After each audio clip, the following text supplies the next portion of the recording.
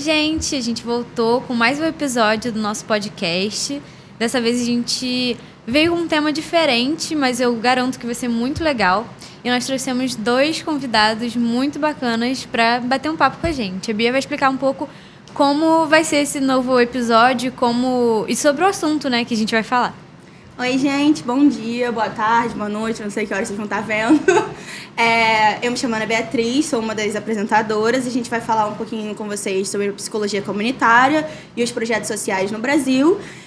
Como a Giovana disse, trouxemos 2 convidados muito especiais, muito importantes na área. E vamos passar a palavra para eles. Lucas, por favor, se apresenta, conta um pouquinho sobre sua história. Beleza, então... Bom dia, pessoal. Boa tarde, boa noite. Quem vai assistir depois, né? Então, primeiro, agradecer o convite, né? É um prazer estar aqui, né? Nesse estúdio aqui, né? Sempre tive o sonho de fazer um podcast assim, né? Que eu vejo na internet. É bem interessante que o formato. Então, eu sou o Lucas Gonzaga, né? Sou professor aqui da Psicologia Comunitária da Unigran Rio, né? Sou psicólogo, né? De formação. Atualmente, também, além de professor, sou pesquisador, né? Faço doutorado em psicologia na UF, né, pesquisando processos de violência no território, né, e as estratégias aí que a gente tem nomeado de clínica políticas, né, de enfrentamento das violências e das vulnerabilidades, enfim. Tem um percurso aí muito marcado pela prática psicológica nas políticas públicas, né, política de assistência social, a política do sistema prisional, né, e tenho tentado aí, né, transitar nos territórios, junto a movimentos sociais, enfim, né? E buscar uma psicologia cada vez mais implicada, né? Mais comprometida aí com a transformação social, dentro do que for possível, né? Então, esse é o que eu busco sempre aí, né? Tento trazer essa inquietação aí para minhas alunas, para minhas turmas, né? Que é uma inquietação que eu acredito que seja muito importante. Né? Legal. Sim. Fala, pessoal, tudo bem? Boa tarde, bom dia, boa noite. Também compartilho do mesmo sentimento do Lucas em relação a participar de um podcast. É muito legal. E fazer com que mais pessoas consigam entender como o projeto social funciona, voluntariado, né? Não só o meu, mas todos em si que vocês queiram participar. Meu nome é Adriano, sou fundador do Projeto Monte de Judá, né? E bem importante, sempre fiz parte de projetos sociais, já faz mais de 10 anos. Então a gente vê essa importância, né, de cada dia mais ajudar as pessoas que estão mais precisando do que nós, né? Sim, bacana. Então, eu vou começar com uma pergunta para o Lucas, mas como eu disse também, se quiser responder... Sempre sintam-se à vontade para ambos responderem. Qual o principal foco e onde atua a psicologia comunitária? Bom, então vou falar que a gente falou semana passada na revisão para a prova, né? Então, basicamente, a psicologia comunitária, né, é uma vertente da psicologia que se desenvolve principalmente na América Latina, né? Principalmente a partir de uma tentativa de descolonizar a psicologia, né? Porque a gente compreende que a psicologia hegemônica ainda é uma psicologia muito europeia, né?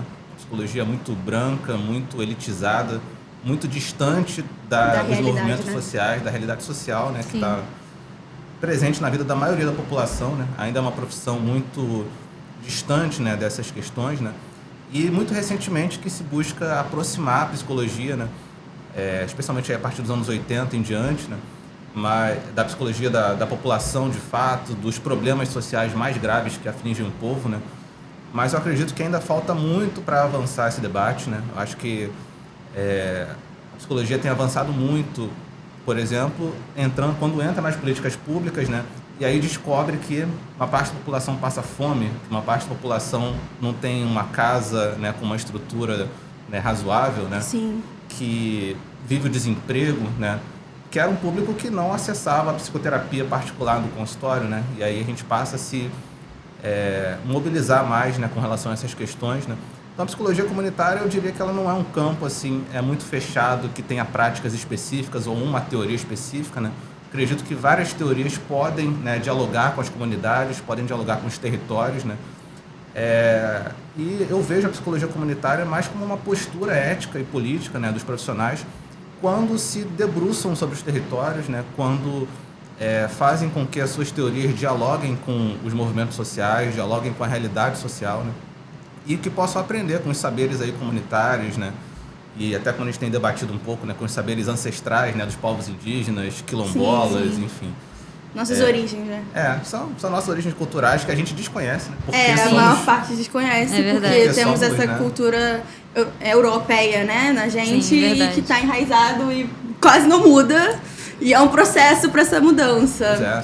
Somos colonizados, né? A gente tem a mente colonizada. E não é à toa que a psicologia nossa é colonizada também, né? Sim. Então é uma busca, né? Eu tento manter um pouco a abertura, assim, né? Tem gente que fala assim, não, a psicologia comunitária faz isso. Eu falo, não, a psicologia comunitária faz o que fizer sentido, né? O que fizer, né?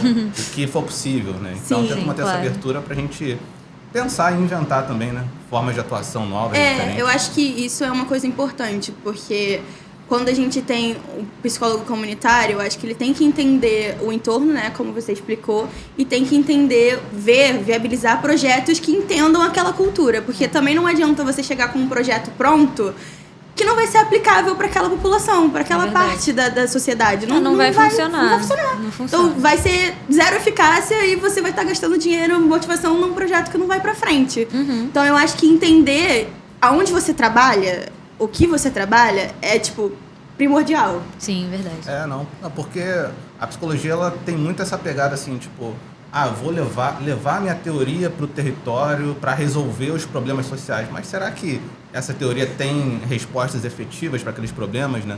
E que as pessoas irão entender, né? Porque também tem isso. Será que vai dialogar de fato com a realidade, né? E a gente tem, por exemplo, um grande exemplo disso é a própria psicanálise, né? Que tem uma teoria muito calcada no modelo familiar europeu do século XIX, né? E quando a gente lê a nossa realidade social a partir da teoria psicanalítica, né, a gente acaba tendo uma visão muito ruim de nós mesmos, né? Que aí a gente acaba vendo que, nossa, a gente não está naquele padrão que o Freud teorizou lá no século XIX, então somos desestruturados, isso explica as nossas incompletudes, faltas, né? Mas a questão é que a nossa cultura é outra, né? Vem de outras bases, vem de outra constituição histórica, cultural. E acho que a gente também não é só uma cultura, né? Nós somos várias. O Brasil no Brasil são várias, né? Então não dá pra você generalizar. Eu acho que a falta é essa, de focar em sua cultura, cada um, né? Na sua cultura. Não generalizar. Eu acho que perde muito. Eu acho que o Adriano vê mais isso, né? Porque você atende várias pessoas diferentes, de várias situações diferentes. Então, eu acho histórias que você, diferentes. com histórias diferentes. Eu acho que você vê mais disso, né? De que cada um tem que lidar com uma cultura diferente, né? E tá tudo bem também, né? Porque também acho que muito acontece hoje em dia de não tá tudo bem, né? Ter culturas diferentes. Eu acho que tem esse probleminha também. É verdade. Eu acho que é interessante isso que você falou, que vocês estão comentando, né? Porque a gente tem uma ideia que, por exemplo, vamos em alguma parada que a gente faz e vamos encontrar pessoas com as mesmas histórias, mas o que a gente mais cansa de encontrar são pessoas de outros estados que vieram para cá em busca de emprego. Sim. E aí depois de certo tempo não conseguiu e a opção, né? Não conseguiu voltar. E aí são várias histórias diferentes, porque por mais que a gente ache que se todo mundo é alocado aqui no Rio, e na parada X, todo mundo ali se conhece, todo mundo é amigo, todo mundo é família. Não, são diversas histórias diferentes, sabe? Sim. A gente queria que você contasse um pouco sobre o que é o seu projeto, como ele funciona, explicasse um pouquinho pra gente. Então, nós do Mono Ajudar, nós fazemos ações bimensais, né? E levamos cerca de 350 quentinhas, kits de higiene que são compostos por escova de dente, pasta de dente, sabonete, absorvente. Também levamos roupas, levamos água. E a gente tem com foco o centro do Rio, né? Porque acaba que os pontos do centro do Rio, eles são mais fixos, né? Que as pessoas já sabem, eu sei onde que eu vou ficar, que tem pessoas lá, porque acaba sendo também perigoso para eles. E a gente passa em determinados pontos, né? Das nossas ações. E acaba atendendo esses nossos amigos, nossas amigas, né? Que a gente já considera como família, né? Porque a gente tá nessa aí mais de 3 anos e a gente os atende constantemente, né? Legal. Eu acho um trabalho bem importante, né? Eu acho que vocês não têm só esse trabalho de ajudar a levar a comida. Eu acho que vocês têm o trabalho também da socialização. Porque acaba que eu acho que a maior parte da população ignora essas pessoas e tem medo delas. Então, não conversa com essas pessoas. Eu acho que acaba que essas pessoas se fecham muito. Eu acho que quando vocês fazem esse projeto, vocês socializam elas também, né? Porque acho que as outras pessoas acabam vendo. Com certeza vai ter gente que, vai falar, nossa, projeto legal, obviamente, como também vai ter as outras que vão falar não, né, que tá errado, né, que você tá ajudando vagabundo, com certeza vai ter outros que vão falar infelizmente, mas eu acho que é muito importante também pra essa socialização dessas pessoas, né, porque é alguém que vai estar ali pra conversar com elas também, porque como você mesma disse. Eu acredito que a maioria deles até, tipo, com essa visão e essas falas das outras pessoas, elas começam assim enxergar, tipo, nossa, eu não sou nada, então eu tenho que ficar aqui no meu cantinho e é isso aí. Então é muito importante realmente isso, é bem legal. Esse negócio que você falou é importante porque é muito mais do que chegar e dar propriamente o alimento, ou dar propriamente a água, a roupa, enfim. É sobre fazer com que as pessoas também se sintam, né, seres humanos assim como nós somos, né? Exatamente. Porque isso acontece real, a gente tá nas ações e às vezes passa algumas pessoas tipo, você tá ajudando essas pessoas e elas vão ficar dependentes, nunca vão procurar trabalho e tudo mais e tal. E a gente fica tipo, será que você tá na mesma realidade que eu? Será que a gente tá vendo a mesma realidade, sabe? Não é como se fosse uma escolha, que as pessoas estão na rua porque é legal, estão, né? Acho muito que legal ninguém escolheria. Pois é, isso. Realmente. E é bem comum a gente ter essas questões, mas é importante entender, e sim, que é muito mais do que propriamente chegar e dar tal coisa. É conversar, entender como é que foi a semana. E aí é muito importante que as pessoas chegam pra você, tipo, muito tímidas, realmente se sentindo inferiores a você, tipo, olhando pro chão, conversando, não, a gente chega e fala, não, né, olha pro meu olho, vamos conversar direito, nós estamos aqui pra ajudar, estamos aqui pra conversar, somos muito mais do que... E somos iguais, né? Somos iguais, sim, exatamente. Não é porque a sua situação atual é essa, que eu sou superior a você, ou, enfim, é bem importante frisar isso, né? É legal. Sim. Não, eu acho que isso é bom também pra nós, né? Porque a gente tem uma página que eu gosto muito, que é... Eu nem sei se ainda existe, né? Mas eu lembro que quando eu descobri, eu fiquei viajando nas histórias, né? Que era São Paulo Invisível, né? Que ficava fazendo entrevistas com população em situação de rua, postando fotos e tal. E a gente descobre que, tem pessoas com histórias incríveis, né? Mas que estão nessa situação, né? E eu acho que com essa questão das guerras, por exemplo, tem muita gente refugiada no país, sabe? Sim. Médicos, advogados, enfermeiros, entendeu? Professor que teve que fugir do seu país e tá aqui agora e chega aqui e vai fazer o quê? Esses dias a gente encontrou um casal de russos aqui no Rio. Sério? Imagina a dificuldade dele pra falar português, por exemplo. Bebê criança, tipo, caramba, bizarro, assim. Que loucura. Nossa, não imaginei que fosse tão, tipo, sabe, assim, desse modo. Não, eu lembro uma situação que eu estava falando sobre esse tema, né, população em situação de rua e tal, numa aula minha, né, e um aluno meu, assim, muito querido, muito participativo, muito inteligente e tal, muito ativo e tudo. E aí no final da aula ele veio falar comigo, falou, professor, eu queria falar sobre esse tema, eu queria falar durante a aula e tal, não quis falar assim, me expor, né, mas ele falou, eu já tive situação de rua. Caramba. E ele é um cara, assim, super inteligente, sabe, e ele falou, o que eu mais me doía em estar nessa situação não era tanto a fome, né? Não era tanto ter a questão da pobreza material, embora claro que seja ruim, né? Mas ele falava, quantas pessoas me olhavam com nojo, sabe? Me olhavam de uma forma assim, sabe? Como se eu fosse perigoso, ruim, sabe? Só por estar naquela situação. E ele dizia, às vezes a pessoa chegava pra mim e falava bom dia, e eu falava, isso aí já ganhei meu dia, sabe? Sim. Caramba. Uma coisa tão simples era tão importante, né? Sim. Caramba. O simples, né? A gente tende a querer sempre exagerar, enfeitar as coisas, mas o mais simples é o que importa. As pessoas precisam, né? E o que as pessoas precisam, realmente. Agora eu queria saber qual é o papel do psicólogo na psicologia comunitária. O que você enxerga como, né? Tipo, a maior importância pra você. Aí eu vou encher todo o tempo aqui falando desse tema. Não, assim, eu acho que como eu falei, né, a psicologia comunitária ela é um campo muito amplo que está presente nas políticas públicas, né, porque, por exemplo, a política de assistência social é uma política que também é territorializada, também tem que fazer ações nos territórios. A política de saúde pública também. E eu queria, já que a gente está falando desse tema de população em situação de rua, né, queria marcar que existem dispositivos que trabalham especificamente com essa população que nós da psicologia fazemos parte, né, por exemplo, o consultório na rua. É um dispositivo do SUS super interessante, super potente, né? Mas que, assim, infelizmente acaba sendo precarizado, né? Porque a gente tem essa lógica, né? De que política para a população pobre também acaba sendo empobrecida, sabe? Sim. Precarizada, né? Sim. Mas a gente faz parte dessa equipe, né? A gente trabalha muito com a perspectiva, por exemplo, da redução de danos, né? Com relação ao uso problemático de drogas, de ver as possibilidades de promover um uso mais consciente, né?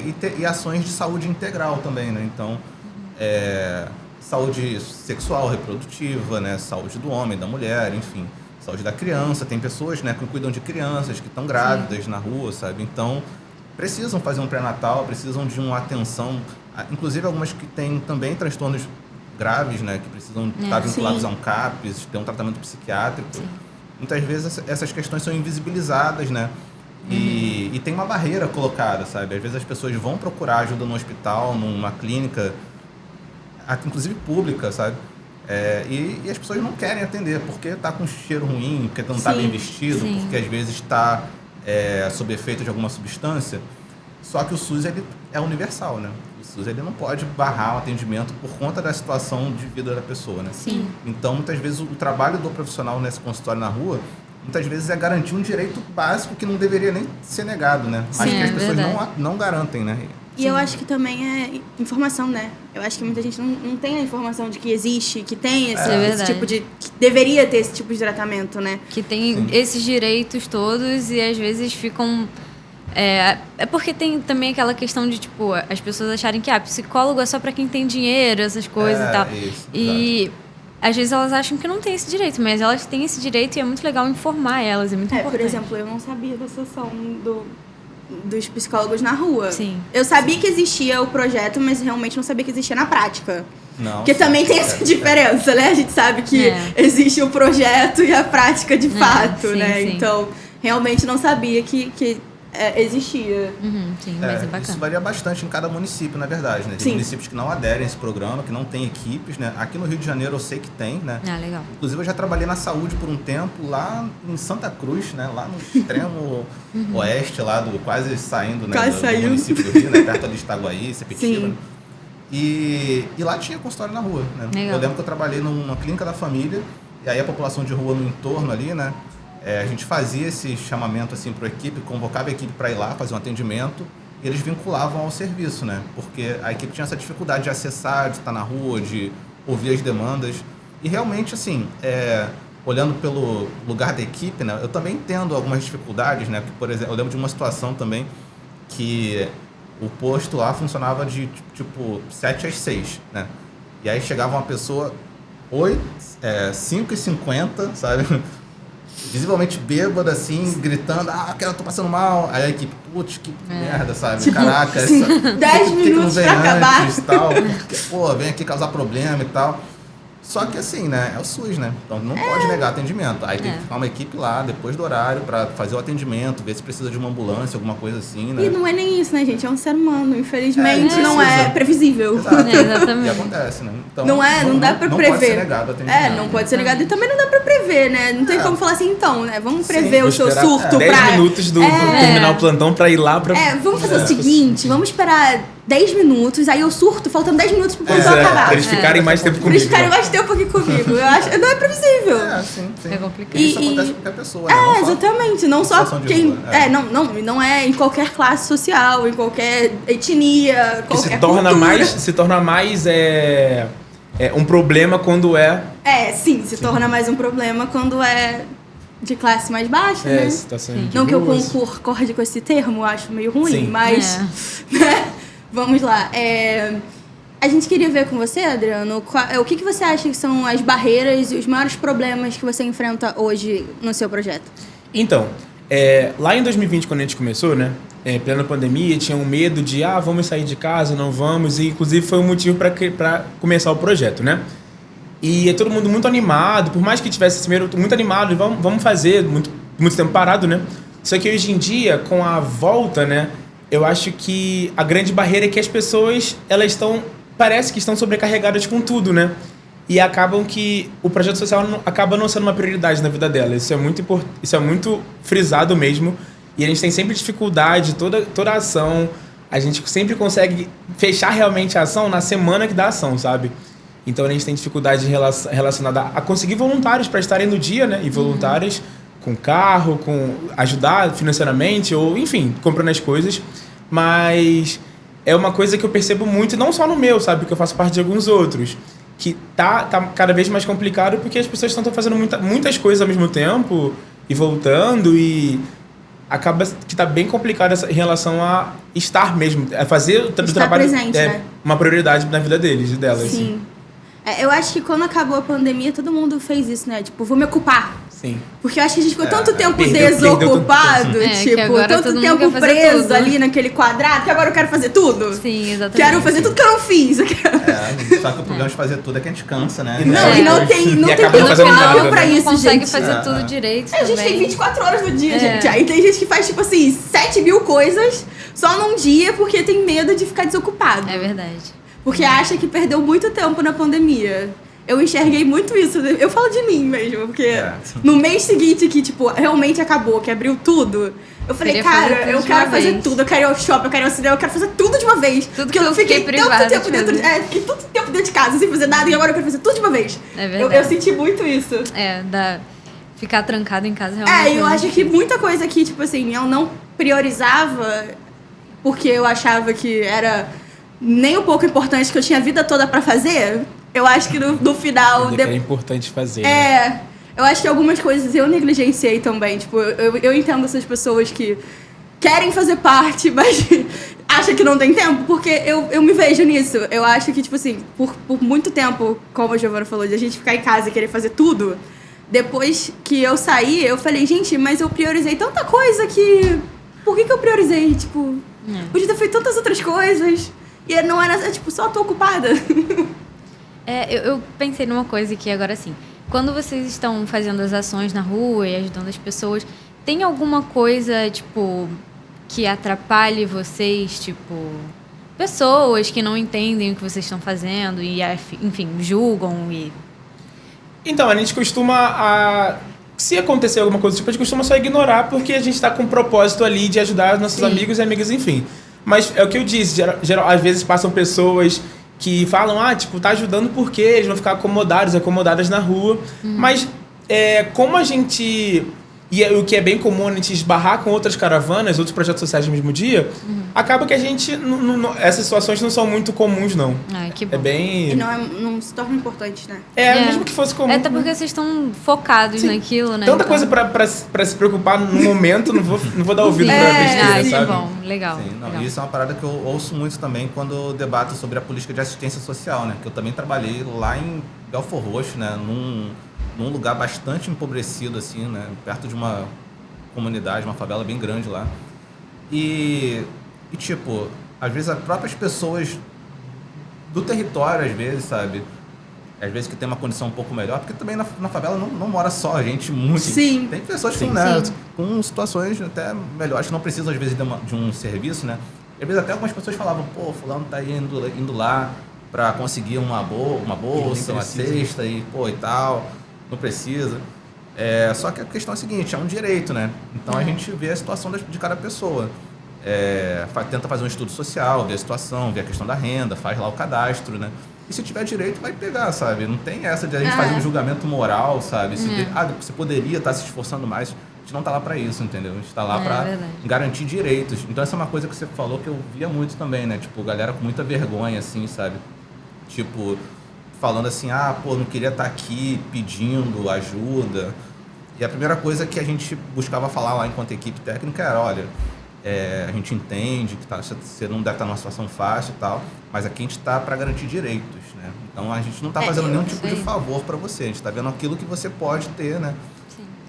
E sempre quando eu debato, né, com alunos e tal sobre esse tema, sempre tem uns ou outros assim que começam a falar, mas pô, professor, você acha justo? A pessoa não trabalha e está recebendo? E assim, eu sempre falo, cara, vocês não vão acreditar, mas tem várias pessoas formadas, advogados, sabe, que engenheiros, mas que estão numa situação às vezes mais difícil naquele momento, né, e que estão precisando. Então a política pública, ela é universal para todos aqueles que dela precisarem, né. E assim, nada garante que um dia a gente não vai precisar, sabe, de uma política dessa. Claro que a gente não quer, né, sabe? Mas é tentar ter um olhar humano também, sabe? Sim, é verdade. Eu acho que o que vocês dois falaram, não é essa palavra. Ajudar, eu acho que não é o certo, né? Tipo, o que vocês dois falaram, não é ajudar, é dar direitos, né? É escutar o outro, a empatia, né? Eu acho que a gente trabalha mais essas 3 palavras do que o de fato ajudar, é enxergar o outro como humano, né? Que é o que eu acho que falta. Falta bastante. As pessoas estão com essa mania de, tipo, desumanizar as pessoas e é complicado. Bastante. A gente queria fazer a mesma pergunta para você, professor. Tipo, o que você acha que é a maior barreira para o psicólogo social comunitário no Brasil? Bom, a primeira barreira é a formação. Já falo, botando a minha mão no fogo, né? Eu trabalhando numa instituição de ensino, né? Mas eu acho que tem coisas que precisam ser ditas, né? Que o nosso currículo hoje, ele não dá conta da complexidade dos problemas que a gente vai lidar na prática, tá? Isso eu já inicio sempre assim, pensando isso, né? A gente discute muito pouco a realidade social brasileira, a gente discute muito pouco a questão da fome, a gente discute muito pouco a questão racial, a desigualdade de gênero, né? A gente sabe quase nada de economia, de política, sabe? Ainda somos uma classe extremamente despolitizada, né? Eu estava olhando aqui, né? As postagens, né? do CRP, né? Que eu também atuo como conselheiro do CRP, né? Também voto lá quais postagens a gente quer fazer ou não, né? E a gente tenta manter um posicionamento muito firme, assim. Eu acho que a psicologia tem que se comprometer com a garantia de direitos humanos, não pode dar nenhum passo atrás com relação a isso. E quando a gente faz uma postagem, é uma chuva de comentários de gente, de psicólogos, sabe? Falando, defender bandido, mas não sei o quê, sabe? Uns papos, assim, totalmente despolitizados, preconceituosos, racistas, sabe? E é meio assustador, sabe? Saber que a nossa classe é assim, que a gente sabe? vive nessa sociedade, né? Então, assim, eu vejo, a gente precisa investir mais na formação primeiro, né? Para conhecer a nossa realidade social, as dinâmicas de poder que nos atravessam, né? Eu diria que esse é o primeiro desafio. E que não pode depender também das instituições de ensino apenas, né? Porque a formação também é responsabilidade dos alunos, né? Tô jogando aí uma bomba aí, uma bomba aí em cima de você. Não, a gente não tem. é nada. Não, vocês são uma turma maravilhosa, né? Vocês Sim. Super implicados nos debates e tal. Mas é uma coisa que eu sempre penso assim, né? Porque, tipo, quando eu tava fazendo o mestrado na UERJ, por exemplo, eu via o quanto tinha uma dificuldade de ter um debate racial, sabe? Isso era muito difícil, porque poucos professores faziam esse debate lá. E aí a gente fez um coletivo de alunos para debater textos de forma autônoma, sabe? Então, a gente tem que ter uma iniciativa também dos alunos para trazer esse debate. Senão a gente fica só tipo, a instituição não faz esse debate, não faz esse evento. Pô, mas a gente pode fazer também, né? Exatamente. Então, aí na UF, que eu tô agora, tipo, esse debate é muito mais presente, né? E tem alguns professores que debatem muito esse tema, tá? Sendo justo com a instituição, mas tem uma mobilização dos alunos muito maior nesse sentido também. Tem um movimento negro lá muito mais unificado, né? Consolidado. Então, conseguiram meio que fazer com que a instituição fizesse muito mais eventos, muito mais... esse tema tivesse presente, né? Em várias disciplinas. Porque, assim, isso é uma questão. Tipo, vários professores pensam, não, o professor lá da social comunitária deixa de debater essas coisas, né? E isso não tem nada a ver com a psicanálise. Porra, como não tem a ver, cara? Não, sabe? e eu acho que não é só em questão universitária, né? Ensino superior. Eu acho que falta na escola também, porque eu conto nos dedos as vezes que eu tive debates como esse dentro de sala. Tipo, se foram 5 vezes, foram muitos. Racial... Zero. Não preciso nem contar, zero. Exatamente. Tipo assim, eu acho que na minha escola eu tive questão do aborto. Eu acho que eu tive uma vez a questão de classe social e questão do aborto. Eu acho que foram, tipo, racial... Eu realmente não me lembro. Não, eu realmente não tive nenhum, nada, que nem você. Sendo que a gente tem uma lei que fala que é obrigatório falar da história da África, a questão do racismo nas escolas, e isso é completamente ignorado. Igual, sabe? por exemplo, a gente... Gente, eu tenho uma irmãzinha, né? Ela é minha prima, mas é quase minha irmã. Ela tem 15 anos. Eu conto nos dedos, às vezes, que ela falou comigo sobre alguma coisa porque ela não entendia, porque não foi passado pra ela. Alguma questão de... Exatamente, por exemplo, a questão racial. Ela teve uma... Eu falei no episódio passado que ela teve uma questão de, tipo assim, ela é muito branca, tadinha. Ela parece um fantasminha. E na sala dela era a única menina branca. Todas as pessoas da sala dela eram pretas. E aí, eu lembro que uma menina perguntou pra ela assim, mas por que você é tão diferente da gente? Aí eu lembro que esse assunto foi levado à professora e a professora, tipo, em vez de explicar pra ela as questões raciais, pra ambas as pessoas, né, tanto da sala toda como pra minha prima também, ela não explicou. Ela, tipo, chegou lá, falou que, é porque o tom de pele de vocês é diferente. Tipo, não explicou pra criança, mas... Isso elas já tinham reparado. Isso a criança já tinha reparado, tanto que ela apontou, né? Não precisava ter falado. E eu lembro que a minha prima chegou em casa e perguntou... contou isso. Porque a menininha da minha sala falou que eu era muito diferente delas. Mas por que eu sou muito diferente delas? E eu acho que, tipo, é isso, sabe? A gente não tem essas políticas dentro das escolas. Tanto privada quanto particular, eu acho. E é muito importante pública, falar... né? É muito importante falar desde pequeno, pra pessoa já entendendo e aprendendo a respeitar também. Porque, às vezes, fica muito naquela coisa de, tipo...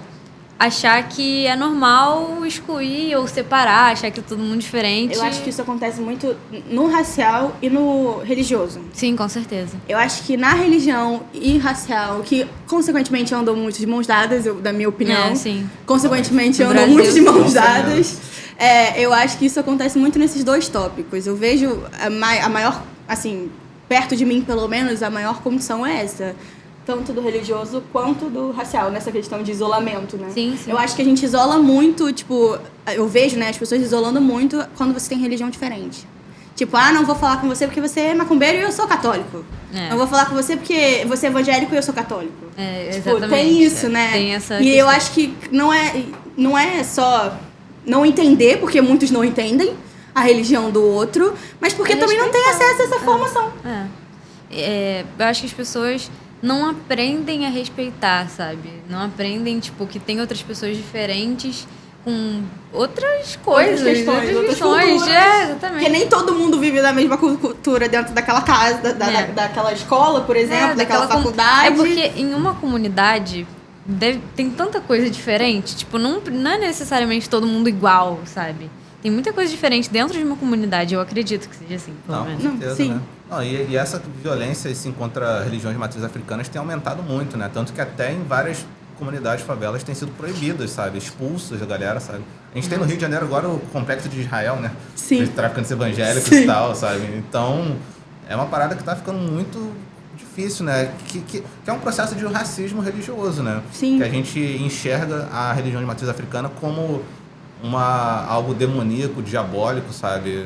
É uma violência, assim, terrível, sabe? Sendo que não tem nada a ver com isso. Não, e foi o que você falou. Eu acho que é muito por causa dessa condição de colonizados. Exato.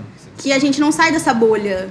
Tipo assim, fomos colonizados, vamos seguir essa coisa da colonização. Zona de conforto, né? E ninguém sai, não querem sair. A verdade é que as pessoas não querem sair dessa bolha de conforto ali, de E já colonizados. se passou tanto tempo, a gente tá muito atrasado. Igual, tipo assim, ensinam pra criança hoje em dia ainda que o primeiro descobriram o Brasil. Pra depois chegar lá, 5 anos depois, explicar, então, não foi bem assim. Tipo, por que já não explica desde pequeno? Então, aconteceu como é que aconteceu de verdade? Isso. Sim. E aí chegamos aonde estamos hoje. Não, aí explica primeiro pra criança de, sei lá, 5 anos de idade. Descobriram o Brasil. Aí daqui a, sei lá, quantos anos pra chegar no ensino médio, então, não foi bem assim. Foi desse jeito, aconteceu.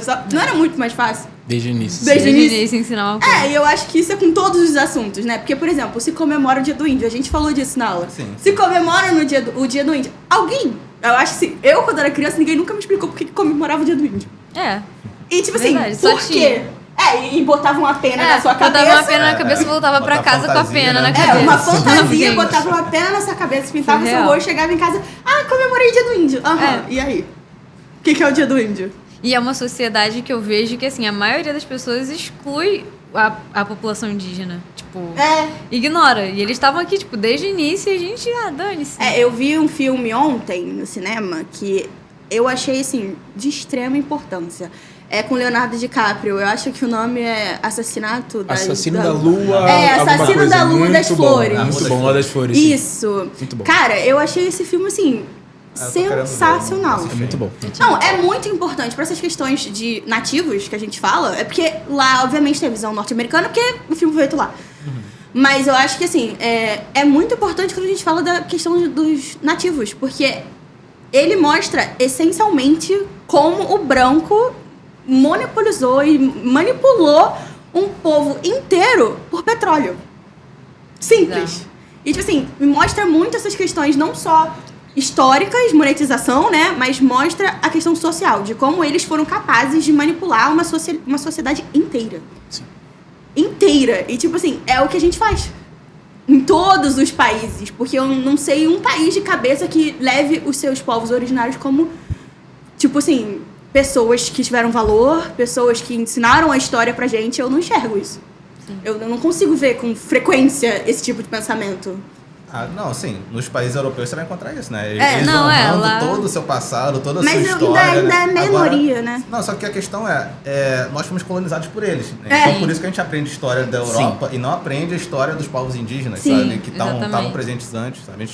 História judaico, grega, antiga, sabe? E a gente não conhece a nossa própria cultura, né? Eu acho que a gente aprende mais sobre os povos originários deles do que os nossos. Exato, é verdade. Essa parada. A gente aprende mais sobre, tipo, a cultura originária deles do que da gente mesmo. Tipo, eu acho aquela série Cidade Invisível, que fala sobre legal.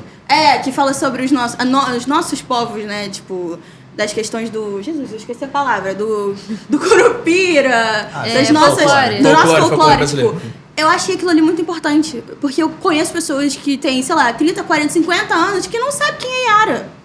Não sabe quem é Saci, porque, tipo assim, viu no, sei lá, Monteiro Lobato, aquela caracterização dele e, tipo, aceitou aquilo ali como a real mitologia, o real folclore. Sim. Mas, tipo assim, teve gente que não sabia que a Yara era preta, por exemplo.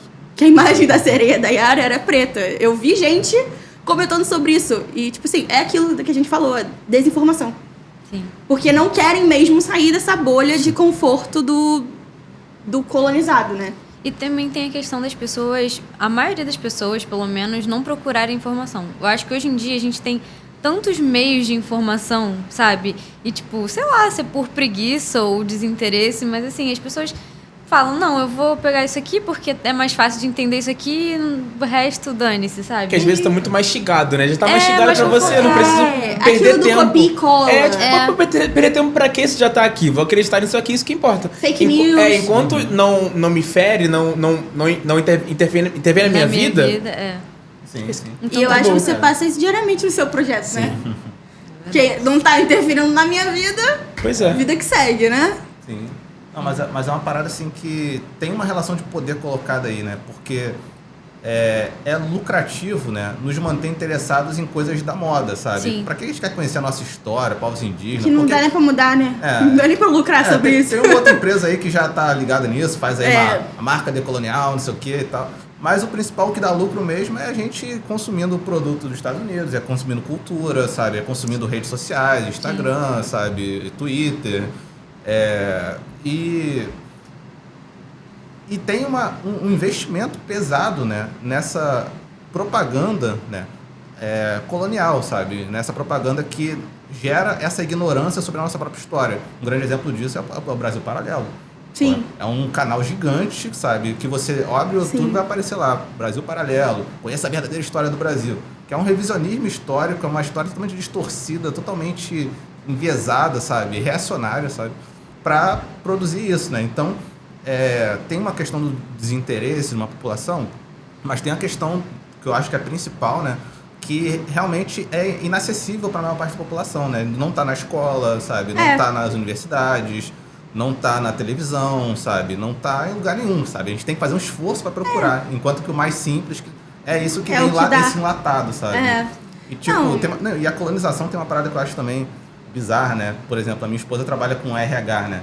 E esse é um dos campos mais, assim, que fica aparente essa colonização, né? Porque, né, você não pode mais fazer nada em português, né? Todos os termos têm que ser em inglês, né? Inglês. Tipo, é o briefing, é o job, fake é o não news. sei Eu tava o quê. pensando nisso ontem, E aí, gente. e todo mundo, tipo, eles inventam eles tem a palavra em português, se fosse uma palavra assim que não tem tradução, beleza. Mas tem a palavra, eles usam a palavra em inglês. Que fala demais, né? Pra dar um ar E assim, de fica mais importância. mais elegante, importante, fica mais né? importante. Pra dar um ar assim, nossa, é um conceito, não? O que é isso, né, sabe? Eu penso, verdade. cara, pra que isso, pra cara? quê? Sim. Não, e eu acho que é o que você falou, assim, tipo, não tem acesso àquilo porque o que é comercializado não é a nossa cultura. Tipo assim, as pessoas precisam sair daqui para ser reconhecidos, porque até as que estão fora, que são brasileiras, as pessoas não têm noção não conhece a própria história. Sim, sim. Porque a gente, eu acho que até na formação, a gente aprende que, tipo assim, você tem que estudar, você tem que trabalhar pra ir pra fora. Porque se você ficar no Brasil, você não vai ter fruto do seu trabalho. Eu vejo muito isso. Sim, Sim, é verdade. Não, é verdade. sim. Isso me lembra muito a obra de um autor, que eu acho que é um dos maiores autores, assim, críticos dessa cultura colonizada no Brasil, que é o Lima Barreto. Sim. Que é um autor negro e tal, periférico. Tem um livro dele que ele fala exatamente disso, né? Que é o Recordações do Escrivão Isaías Caminha. Que aí ele é um pouco um relato autobiográfico dele, né? Quando ele se torna jornalista e vai trabalhar num jornal assim muito famoso do Rio de Janeiro, né? Aí ele convive com a alta sociedade, com ricos, e aí ele descobre, e aí ele vê assim, o quão medíocres eles eram, assim, o pensamento deles, sabe? Ele narra uma parada assim, tipo, nas reuniões deles, eles ficam falando que vão para vários países, usam termos em inglês, em alemão, mas nem sabem o que significa, sabe? E se sentem melhores do que os outros porque viajaram para outros países, sabe? E eles não sabem nem o que estão escrevendo, estão reproduzindo, copiando um monte de coisa, sabe? Não, e não sabe a realidade do país dele. O que adianta você saber a realidade da Alemanha se você não vive na Alemanha? Sabe? Exatamente. Pra quê? O que vai adquirir na sua vivência se você não vive aquilo? É verdade. E eu lembrei de um caso que você falou do Lima Barreto. Eu lembrei do caso do Dom Casmurro, do Enem, em 2018, acho que foi 2018, 2017, que fizeram uma questão de português do livro dele e falaram, o autor preto, e foi um boom nas redes sociais, porque as pessoas não sabiam que ele era preto. Sabiam, Eu tava lembrando quando ele falou assim. Eu falei isso, inclusive, em uma aula, acho que no semestre passado, e eu vi que algumas pessoas ficaram, como assim ele era preto? Eu fiquei, gente, então... Porque, tipo assim, é exatamente isso que você falou, tipo, é o embranquecimento do preto, porque é o que vende. Sim.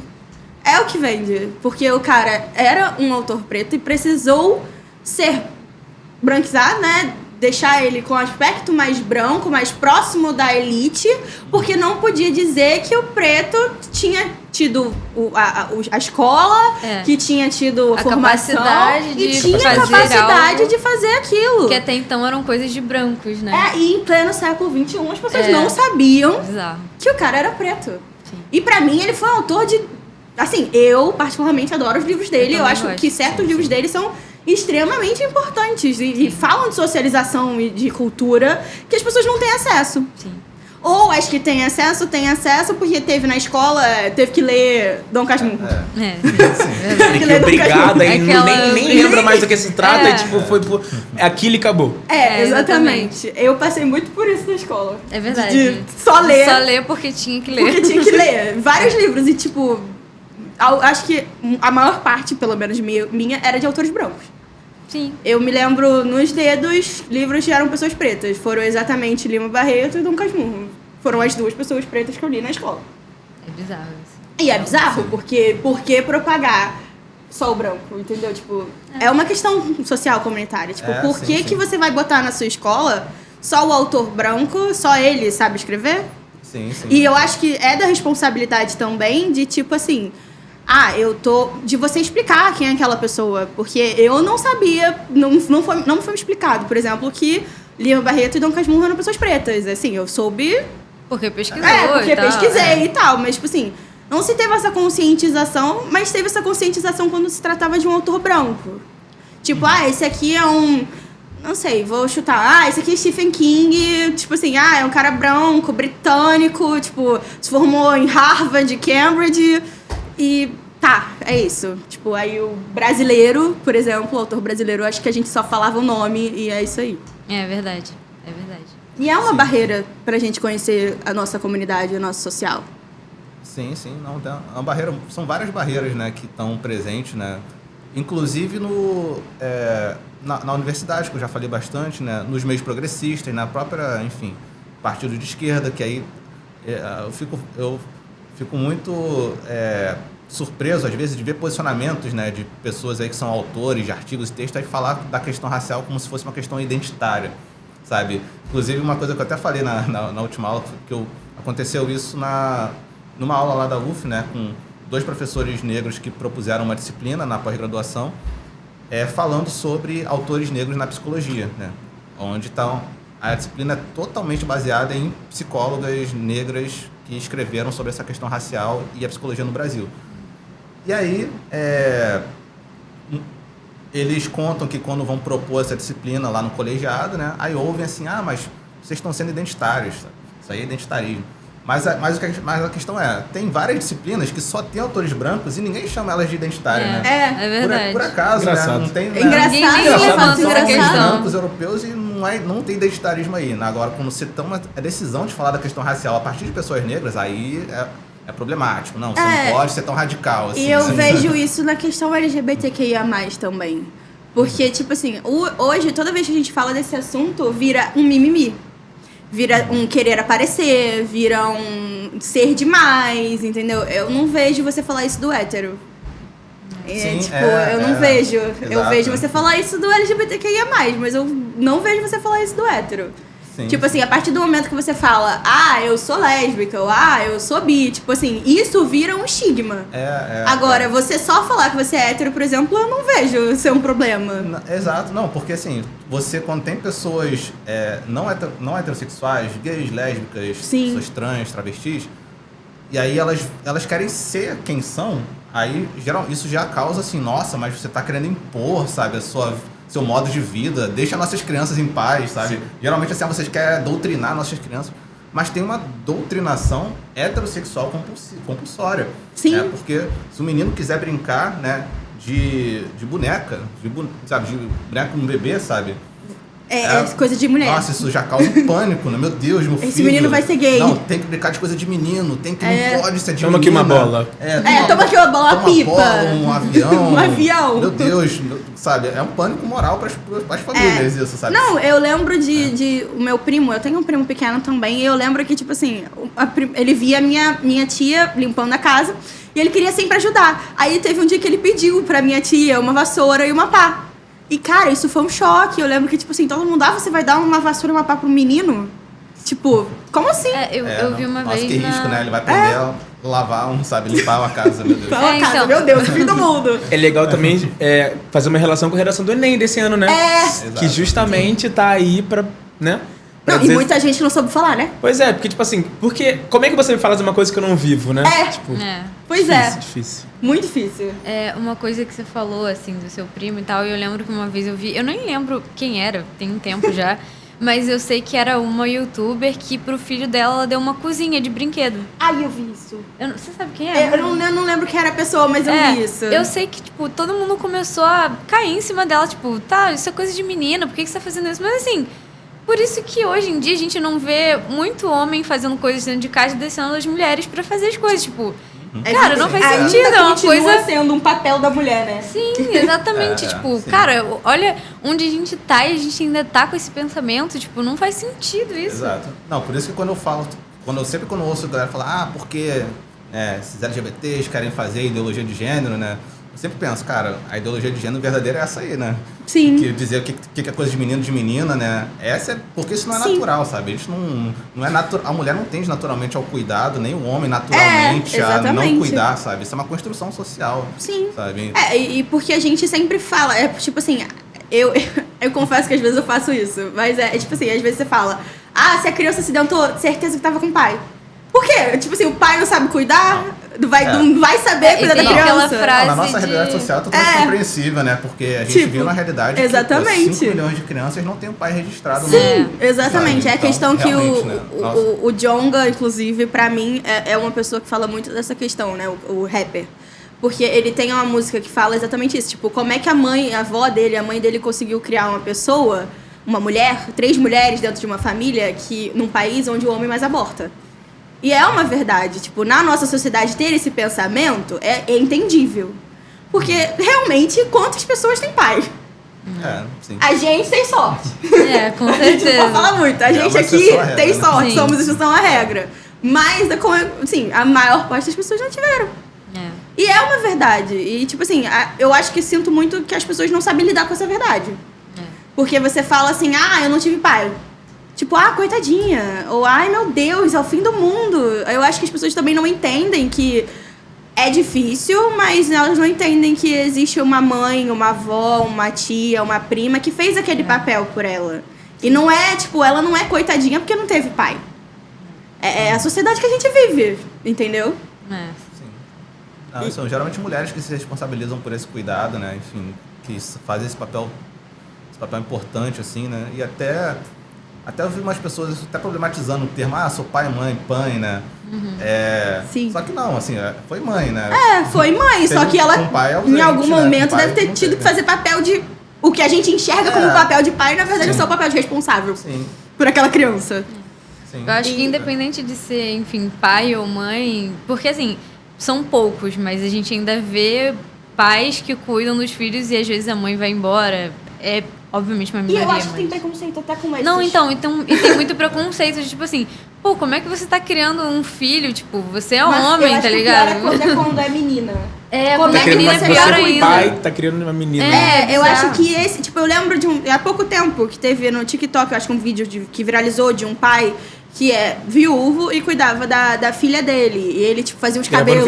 Muito legal. Fazia os cabelos. Vários penteados maneiros. Isso, assim. e eu via, tipo, que a maior parte dos comentários... Isso me chocou muito, porque a maior parte das pessoas comentava, tipo... nossa, mas como é que você é homem e cuida de uma menina? Tipo, você é homem e dá banho nela? Tipo, você é homem e é pai dela, tipo, sozinho? Você não tem uma mulher pra te ajudar? Você não tem uma babá. Você não tem uma babá. Tipo assim, eu acho que esse não é seu... Tipo, eu lembro que um comentário que eu fiquei chocada. Tipo, esse não é seu papel.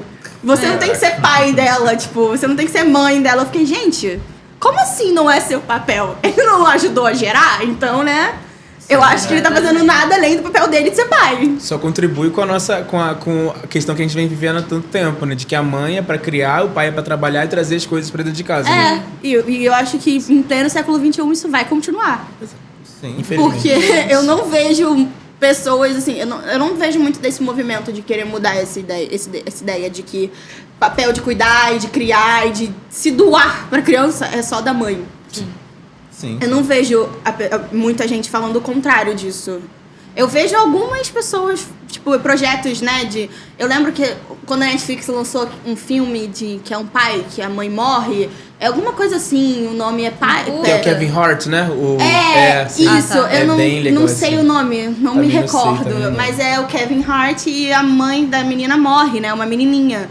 E ele fica desesperado, porque ele, tipo assim, caraca... Como tem uma dificuldade, né? Tipo, e eu achei esse filme, assim, muito importante, porque ele mostra, além do criticismo, né, das pessoas em torno dele, porque, tipo assim, a mãe dele fica, tipo, como é que você vai criar essa criança agora? Traz pra mim pra eu cuidar, dá eu pra cuido. mim que eu cuido, sim. tipo, vai viver essa vida, eu cuido, tipo... E das pessoas em volta, eu achei muito legal que lá, eu não sabia que existia isso, mas lá nos Estados Unidos eles têm um programa social com psicólogos, terapeutas e várias outras coisas que são grupos, né, de conversa com homens que perderam as mães, perderam as esposas, né, e têm filhos. E precisam cuidar desses filhos sozinhos. Muitos nem têm nem família. E ele vai pra a mãe dele, eu acho que chega e fala assim, olha, na igreja tem esse grupo de apoio aqui que é gerado pelo governo, que cuida dessa situação das pessoas que não sabem o que fazer agora que não tem esposa pra cuidar da criança. Porque na cabeça ela até zoa, ela fala assim, porque eu sei que na cabeça de vocês homens é a mulher que cuida. Ela fala assim mesmo. E aí, tipo assim, ele vai pra esse programa e vai mostrando como é que funciona, né? Tipo, explicar pro homem o papel da mulher, que na verdade deveria ser dos dois. O papel do cuidado. Sim. Ensinar a cuidar, né? Ensinar a cuidar. Porque isso, a socialização da menina é desde cedo, tipo, aprender a cuidar, né? Aprender a cuidar do bebezinho, né? Aprender a cuidar da casa, aprender a cuidar dos outros, se comportar, né? Se autorregular para não ofender os outros, né? Tipo, a roupa de menina, fecha a perna, a mocinha, não sei o quê. Agora o menino, ele é ensinado... Faz o que quiser. Ensinado não. Você não leva o desaforo para casa, você vai brincar, vai se divertir, vai jogar bola, vai carrinho, sabe? Então a gente aprende isso, né? A gente aprende a se preocupar com a nossa vida, né? Sim. E outras pessoas vão cuidar de coisas chatas, sabe? Sim. E a gente reproduz isso a vida toda, sabe? Sim. E gera essa inabilidade. Quando a gente precisa cuidar de alguma coisa, a gente pensa, meu Deus, como é que eu faço? Né? Como é que... Teve recentemente aí aquele Paulo Cogos, né? Falando que se cortou lá com um micro-ondas, tu viu isso? Sim. O cara conseguiu esquentar uma sopa e conseguiu se machucar, né? Conseguiu se machucar. E aí a mãe ele falou quebrou, isso, acho que foi um prato do micro-ondas, eu não sei o que foi. Meu filho, quando for esquentar a sopa, me chama lá a Maria da chama Paixão. alguém. Gente, esquentar uma sopa no micro-ondas, nem na panela. E o cara falando, não sei fazer, vivo a divisão. Ele se orgulhando de não saber esquentar Mexer uma no sopa no micro-ondas. micro-ondas, sabe? Sim. Cara, isso é muito bizarro, assim. Isso Sim. a gente não pode naturalizar, tem que falar. Não mesmo, não mesmo. Meu Deus, cara, isso é ridículo, sabe? Tipo, cara, como assim você não consegue mexer no micro-ondas? Sim. São só botões. Elas não é nem muito difícil. É só os botõezinhos que você aperta da start. Ele até faz o trabalho pra você. Eu já vi, tipo, já estudei com meninos que, tipo assim, pra comer a mãe tinha que botar comida no prato, entendeu? É bizarro isso, tipo, você não consegue botar a sua própria comida, tipo, já tá pronto. É só botar Não é como se você tivesse que fazer a comida, já tá pronto. Já tá pronto. Já poupou esse trabalho. Eu lembro que eu tive, no ensino médio, eu tinha um professor de química que ele foi, tipo assim, a gente destituiu ele do colégio, porque, tipo assim, ele tava numa aula de química, tava explicando tabela periódica. Aí, isso foi na turma que eu era muito amiga, não na minha turma. Aí, eu lembro que, tipo assim, os meus amigos contaram que ele começou a dar aula de química, explicando a tabela periódica, ebulição, não sei o quê. Aí, um dos meninos perguntou alguma coisa sobre o ponto de ebulição da água, se eu não me engano. Aí, eu lembro que o professor virou pra uma das meninas e falou assim: mas é só você perguntar pra uma amiga sua aí, né? Elas estão cansadas de cozinhar? Elas sabem o que é coisa de mulher. Só pra você perguntar pra uma delas. Rapaz. Gente. E, tipo assim, isso foi o mais básico que ele fez. Mas, tipo assim, foram várias situações do tipo dessa. Até chegar um ponto, ele virou pra um menino gay e perguntou, que todo mundo sabia que ele era gay, que ele era uma pessoa, tipo, que era assumida mesmo. E ele não tinha vergonha, ele dava a cara a tapa mesmo. E eu acho que as pessoas têm que ser assim, mas não é o que acontece muito. E ele virou pra esse menino e falou assim... eles estavam falando de questão de marketing, se eu não me engano. E aí ele virou pro menino e falou que... Virou pra turma e falou que devia perguntar pra esse menino, porque já que ele era gay, ele entendia do assunto. Nossa. E Meu Deus. foi muito pesado. E tipo assim, eu vejo que, cara, como no século XXI, um professor, tem diferente de formador de opinião, né? Porque você tá ali também como um formador de opinião daquelas pessoas que estão naquela sala, você virar pra todos eles e falar uma coisa dessa. Outro dia, uma coisa que eu tava pensando, a gente tava falando sobre essa coisa de, porque mulher que tem que cozinhar, não sei o que e tal. Mas se você for pra essa questão de, tipo, de ser chefe de cozinha, essas coisas, aí já é o contrário. O homem toma conta de tudo e as mulheres ficam... não ficam... Normalmente ajudante. Exatamente. De cozinha, tipo, auxiliar de cozinha. Isso, auxiliar, isso. E eu fico, tipo, cara, até... nisso, tá ligado? Tipo, eles falam que é coisa de mulher, mas aí quando a mulher vai fazer, peraí, deixa um homem entrar na sua frente. Tem que ser do homem. Isso é um exemplo básico, que é aquele Masterchef. Quantos homens você vê no programa e quantas mulheres você vê? Você vê a própria apresentação do programa, são 2 homens e uma mulher. Tinha uma participante, inclusive, do Masterchef, eu acho que era Daisy o nome dela, que, tipo assim, ela ganhou o Masterchef, só que antes disso tudo, tipo, os homens falavam, vai cortar um negócio lá, vai... Tipo, teve um episódio que isso ficou muito marcante, que eu lembro até hoje desse episódio, porque meu pai acompanha, né, então a gente acaba assistindo, né. Aí, eu lembro perfeitamente de um episódio que tinha que fazer churrasco. Você tinha que escolher 3 peças, né, de carne pra fazer o churrasco. E aí, eles dividiram a equipe, e aí ela ficou com 2 homens e ela era a única mulher. Era um trio, né. E aí, tipo assim, eu lembro perfeitamente que eles viraram pra mim. Ela falou assim: não, deixa isso com a gente, você não sabe fazer churrasco, não, você é mulher. Tipo assim, rede nacional. Aí eles, tipo, a mulher ficou o tempo inteiro assim. Tipo, ela falava: deixa eu cortar isso. Não, você não sabe fazer.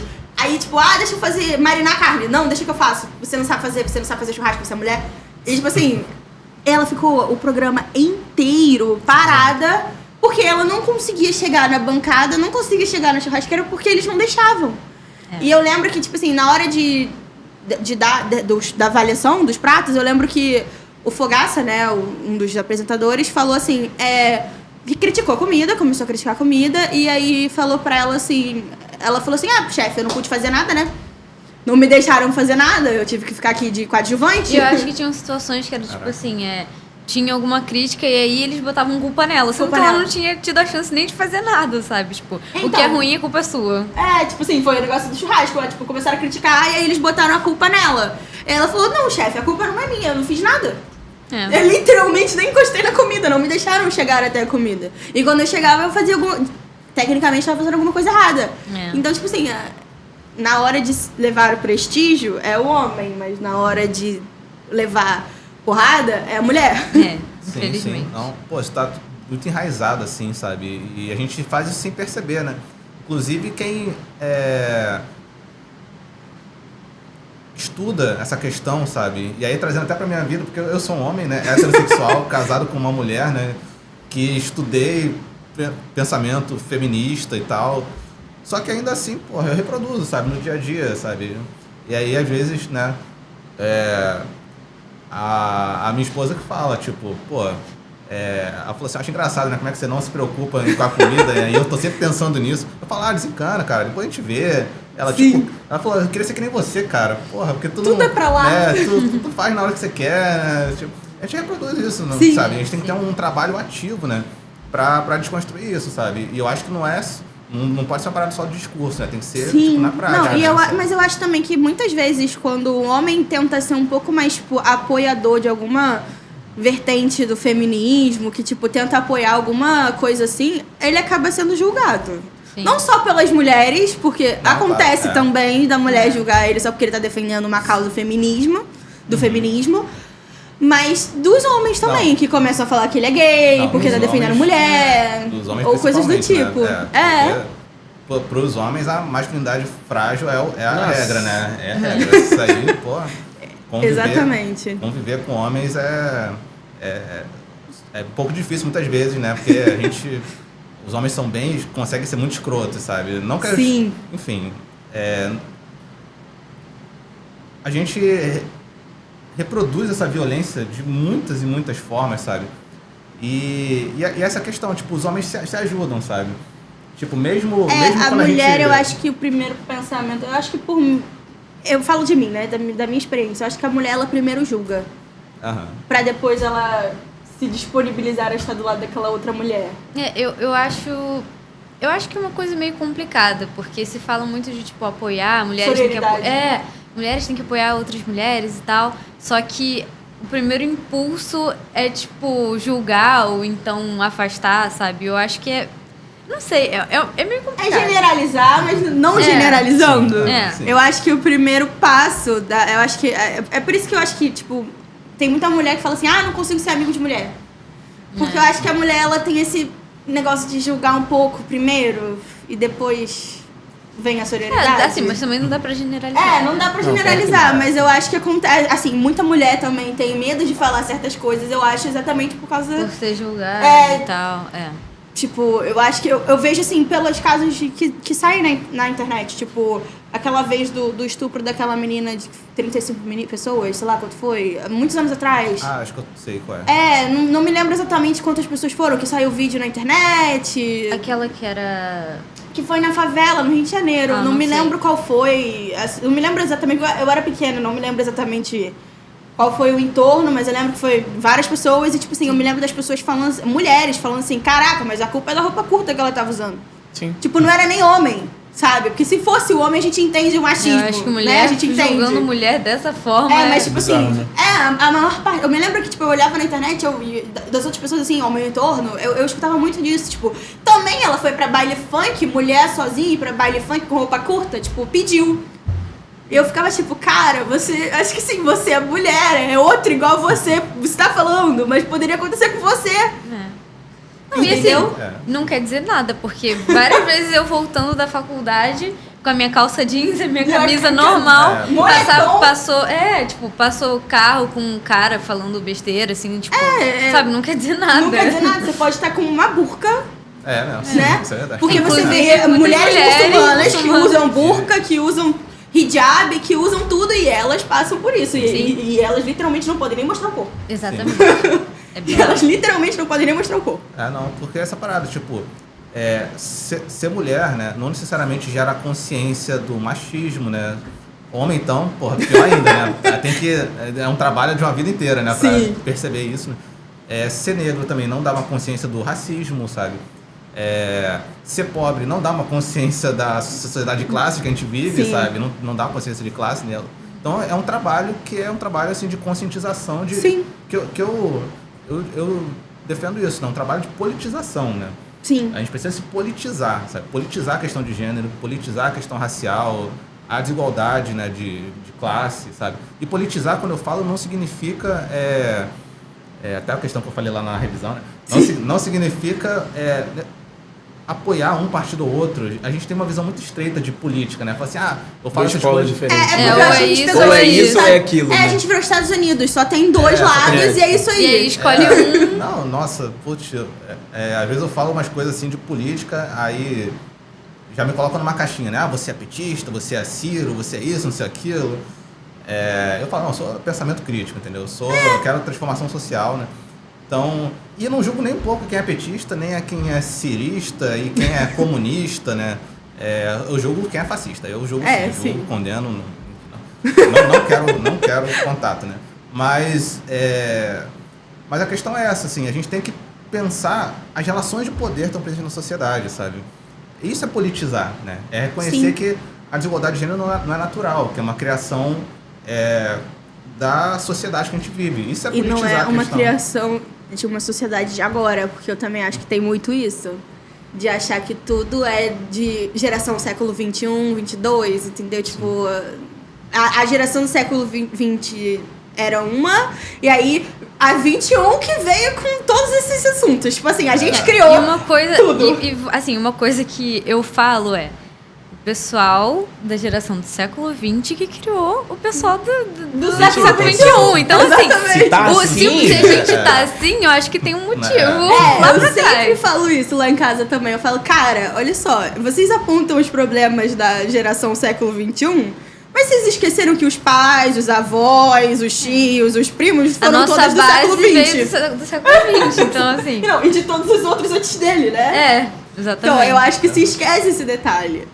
De que é uma história, é uma cultura que vem desde que todo mundo é mundo. Sim. Entendeu? Não é... E assim, convenhamos, os séculos passados as pessoas eram muito mais contidas, as pessoas eram muito mais reservadas, porque se falasse morria, porque se falasse sumia, porque se falasse perdia um dedo, perdia uma língua, entendeu?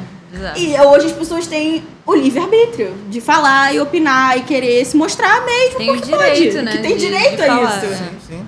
É importante para mudar essas lógicas violentas, né, que estão presentes na sociedade. Tipo, eu fico vendo alguns movimentos assim, ultra conservadores, tradicionalistas, né? Tem uns que eu até gosto de ver a página assim na internet, é mais por esporte assim para Sim. Pra rir. Tem uns que eu vejo pra rir. Não, eu fico tentando entender, tipo, porque eu não consigo entender. Tá, assim. Aí ele falou assim, resgate os valores da família tradicional. É uma foto de uma família dos Estados Unidos, assim, sabe? Tradicional de onde? Aí eu penso, cara, que isso, cara? Tipo, uma romantização de um passado que, por exemplo, não tinha SUS, não tinha legislação trabalhista quase, sabe? A mulher era muito mais violentada, sabe? Tinha menos escola disponível, menos política pública, tinha menos... Menos tudo. Cara, você tá, tipo... Você acha mesmo que a gente precisa voltar, assim, pra esse tempo? Você acha que esse é o ideal que a gente tem que seguir, sabe? Eu fico pensando de onde é que vem esse negócio. Como é que passa na cabeça da pessoa isso, né? É aquele meme, o que se passa na cabeça dele? Então, às vezes eu me sinto assim. Tipo, eu vejo umas páginas, uns posts, eu fico, gente, o que se passa na cabeça desse ser humano? E aí eu fico, tipo, pensando assim... Eu falei isso com o Giovanna algumas vezes. Eu fico, tipo, cara, a gente, estudante de psicologia, às vezes eu me pego num certas paradas que eu fico assim, cara... O que faz pra uma pessoa dessa? Porque, tipo assim, eu não consigo entender. Como é que eu vou ajudar? Porque eu não consigo entender. Eu fico tipo, cara, o que passa? Porque eu acho que, assim, o primeiro ponto pra gente que estuda de psicologia é o que passa na cabeça dessa pessoa. Sim. Tipo assim, vamos entender, que aí a gente não julga. Mas vamos entender, porque aí, de repente, se a gente entender, a gente não defende, mas também não faz nada. Tipo, deixar a pessoa com o seu pensamento. Mas eu sempre me pego nessa de, tipo, cara, o que eu faço? Sim. Tipo... Como é que eu vou... A gente aceita, a gente entende, mas, tipo assim, como é que faz pra não julgar? Porque é difícil. Pra qualquer ser humano é difícil. Mas eu acho que a gente, estudante de psicologia, tem esse, né? Tipo, caraca, como é que eu não vou julgar isso? Porque isso tá muito errado, ao meu ver. A minha criação é muito diferente dessa. Como é que eu vou falar que tá tudo bem e a pessoa ser assim? A gente fala isso às vezes, né? É difícil. Principalmente, eu acho que dentro da sala de aula de psicologia... Que, enfim, você tá lá e tal, mas... Eu tô em vejo várias picuinhas acontecendo, então nada, não chega a ser nenhuma surpresa, né? Sim. Então, mas, assim, eu acho que não chega a ser surpresa, né? A gente tava falando disso também, né? Que não chega a ser surpresa ser isso, ser assim, mas às vezes a gente fica assim, caraca, você é estudante de psicologia, como é que você vai levar esse pensamento pra frente? Tipo, tem que ter uma... Eu acho que, tipo assim, é bom terem esses professores como você, como a Valéria, por exemplo, que bota a gente pra pensar e sair daquela caixinha que a gente foi fundamentado, né? E é exatamente isso, porque, tipo assim, tem pessoas que, não só na nossa sala, na faculdade toda, que eu fico assim, caraca, como é que a pessoa vai se formar assim? Porque vai contra tudo que ela tá estudando. Vai contra, tipo, eu vejo médico, tipo assim, que faz a faculdade só porque quer o salário do final. E eu fico assim, caraca, como é que você faz 10 anos, sei lá, 6 anos de faculdade e não aprende nada? Porque, tipo assim, a sua faculdade vai contra tudo que você prega. Como você consegue? Eu fico nessa questão. É verdade. Mas assim, vou fazer uma última pergunta pra você depois faz a sua. Como é que você entende o papel do psicólogo do psicólogo social na comunidade? Bom, essa é uma pergunta muito difícil, tá? Porque a gente tentou minimizar, né? Não. Porque, enfim, dá pra falar várias coisas sobre isso, né? Mas eu acho que, de forma resumida, eu diria que eu acho que o papel, primeiro, é tentar dialogar, né? Não tentar impor uma visão de mundo, não tentar impor uma forma de compreender os problemas, enfim, mas tentar o diálogo, né? Tipo, fazer com que as nossas teorias, nossas práticas façam sentido, né, para as pessoas com quem a gente está lidando, né? Acho que esse é o papel, né, que a gente vai tentar fazer, né? Agora, como isso vai acontecer, e aí isso vai da sensibilidade de cada pessoa. Sim. E uma coisa que eu defendo muito é de estar no território, é botar o pé no chão, é ver a realidade, sabe? É conversar com as pessoas.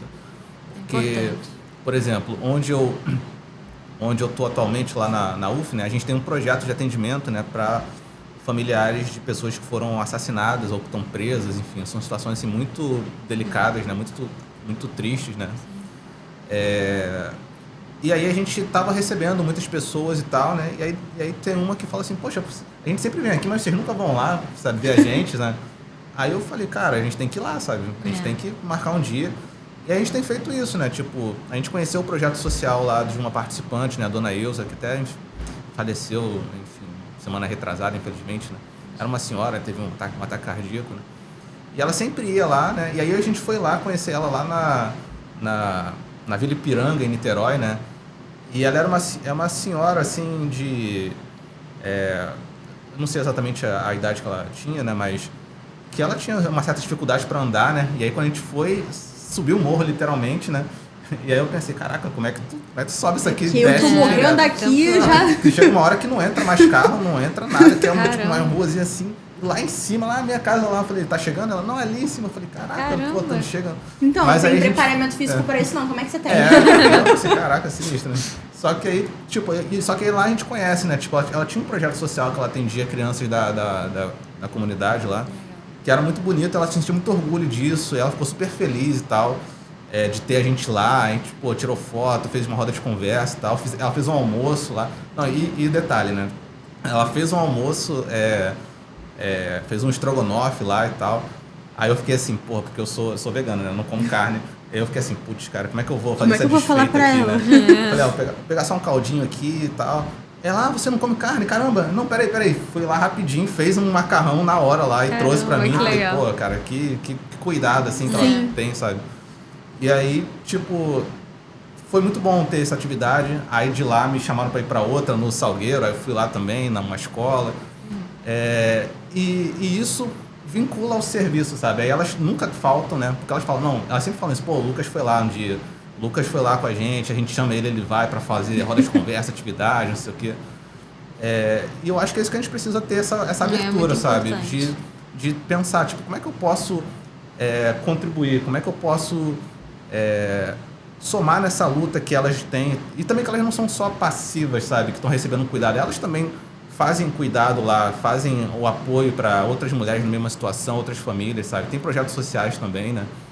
Então é um pouco tentar horizontalizar, né, o nosso conhecimento, as nossas práticas, estar nos territórios, né, enfim, para acessar outras realidades que a gente ficar só no mundinho nosso, da psicologia e tal, a gente acaba não sabendo, né? E a realidade de muitas pessoas, né, da população.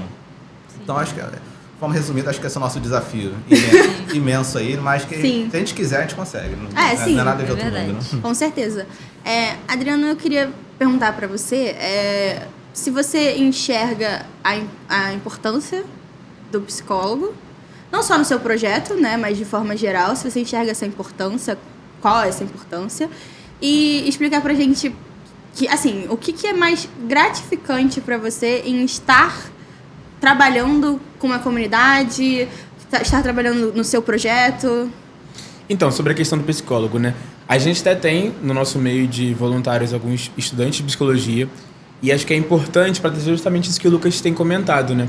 Essa parte da teoria do que vocês fazem durante enquanto estudam, para a prática, né? Porque a gente vai como se fosse um senso comum, né? A gente faz as coisas, as pessoas e tudo mais, mas o porquê e dar mais um suporte pra gente, para as pessoas também que estão lá, né? Então isso é bem importante. E super importante mesmo ter essa questão, assim como a gente tem também médicos e outras profissões também. E sobre o que eu sou mais grato, né? Eu acho que é muito legal ver, principalmente das crianças, o sorriso das crianças quando a gente chega e eles falam nossos nomes e aí a gente vai e faz as brincadeiras. Então, é muito importante entender que eles, assim como a gente está lá por eles também estão lá pra gente, sabe? Que foi essa questão que o Lucas citou também da dona, desculpa, Neuza, né? Que de fazê-lo sentir importante. Pô, era muito fácil ela chegar e, pô, você não come carne? Tipo, é isso. Mas ela se dispôs a fazer uma coisa legal pra ele. Então, entender também que não é só da gente pra ele, sabe?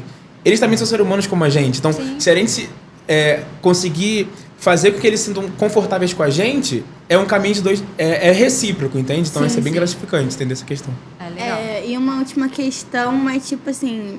Planos de vocês, tipo, pro futuro, assim, que vocês gostariam, você pro seu projeto, gostaria que, tipo, se efetivasse, algum plano, pra onde você quer chegar, e você com a psicologia, professor? Meu plano pro futuro é fazer uma revolução no Brasil. Eu sou a favor, abolir as classes sociais, enfim. Meu plano é, enfim, seguir aí, fortalecendo aí o pensamento crítico, né, enfim... Ter estabilidade, né? Primeiro, eu preciso também, não dá pra... não dá pra me querer muita abraçar coisa. O mundo e esquecer de você, né? Tem que me cuidar. Meu plano pro futuro é estar mais próximo da natureza, ver mais praias, não ver só livros, sabe? Embora livro seja importante, né? Sim. Então, é isso, é autocuidado, né? E promover, assim, consciência crítica, eu acho que a gente precisa muito, né?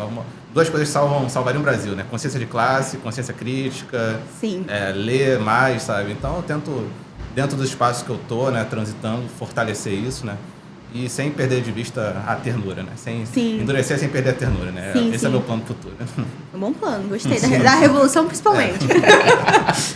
Então, a gente, enquanto projeto, o nosso plano atual... Na verdade, não atual, né? A gente vem pensando nisso há bastante tempo, só que acaba sendo difícil se tornar ONG, né? Sim. Porque a vida se torna muito mais fácil pra gente, para receber ajuda de diferentes lugares com CNPJ, que a gente, enquanto não tem essa facilidade, né? E também fazer ações mais frequentes, né? Que a gente faz de 2 meses por conta justamente de não ter os recursos, nem as pessoas, nem trabalho braçal para isso. Então a ideia era fazer tipo mensalmente ou até semanalmente, sabe? Porque acho que é bem importante. Então esse é o nosso objetivo atual. Inclusive vocês têm, né, uma ação dia 9. Isso, dia 9 de dezembro, mês que vem, a gente vai fazer uma ação que a gente sempre leva essas coisas que eu falei, né? Tipo, as coisas meio que padrões, que comida, roupa, itens de higiene. E a gente sempre, em cada ação, tenta levar uma coisa diferente, né? Na Páscoa a gente leva caixa de bombom para as crianças, enfim, para as pessoas. E no Natal, por ser Natal, a gente vai levar rabanada e panetone. Então a gente sempre tenta trazer uma coisa diferente, porque eles também...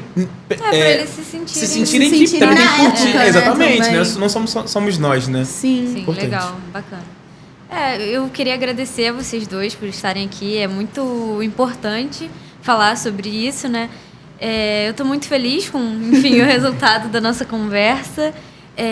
Depois, se você quiser falar o Instagram do seu projeto para o pessoal seguir, fala aí para ele. Eu posso falar, o nosso Instagram é @Projeto Monge Ajudar. Podem seguir lá. Tá bom. E aí, enfim, pessoal, se vocês quiserem ajudar depois, segue lá e tal. Deve ter todas as informações lá, né? Sim. Então, E é isso, obrigada, gente, de verdade. Gente, eu vou só complementar que realmente eu acho que foi um papo muito interessante, assim, que agregou muito valor cultural, de certa forma. Eu acho que foram muito importantes pra gente, para as pessoas que vão assistir, eu acho que foi muito válido. Sim. Queria agradecer muito mesmo pela presença de vocês.